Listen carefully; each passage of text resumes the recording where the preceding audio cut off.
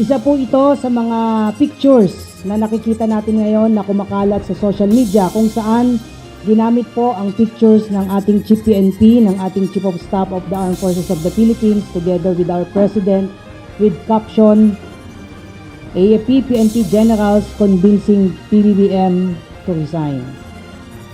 Walang katotohanan ang mga kumakalat na impormasyon sa social media kaugnay sa umano'y pangungumbinsi ni Philippine National Police Chief Police General Benjamin Acorda Jr.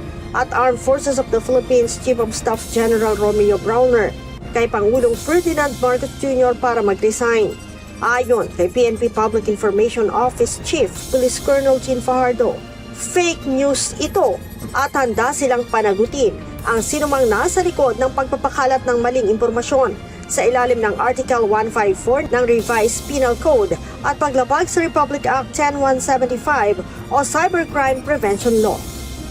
Sa pagkakataon pong ito ay nakikiusap po tayo sa ating mga kababayan na mag-ingat po tayo sa pagpo-post at pag-share po ng mga information, unverified information at that, sa ating pong mga respective social media accounts. Maging responsable po tayo lahat dahil maaari po tayong maharap sa iba't ibang kaso for spreading unverified and fake news.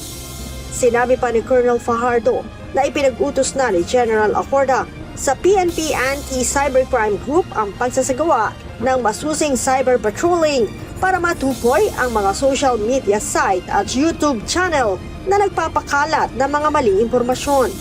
Isa sa sinasabing social media site ay ang General's Opinion na may 104,000 na followers.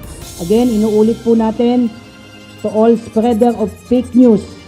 We are monitoring you para po matigil na po natin itong mga ganitong maling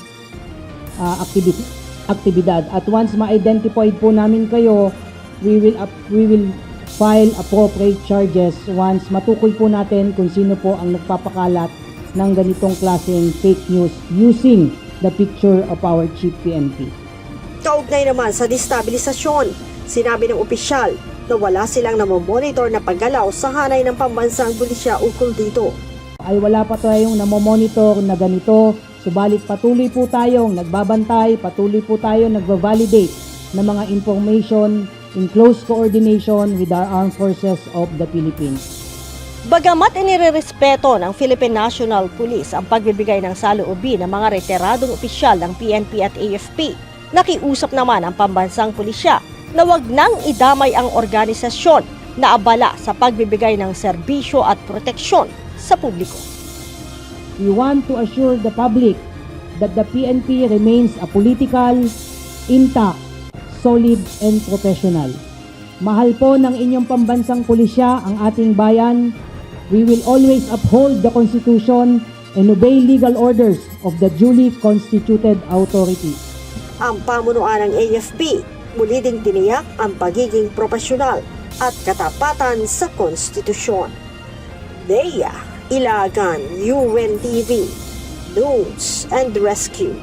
Diyos ang aming sandigan, serbisyo publiko ang aming pinahahalagahan.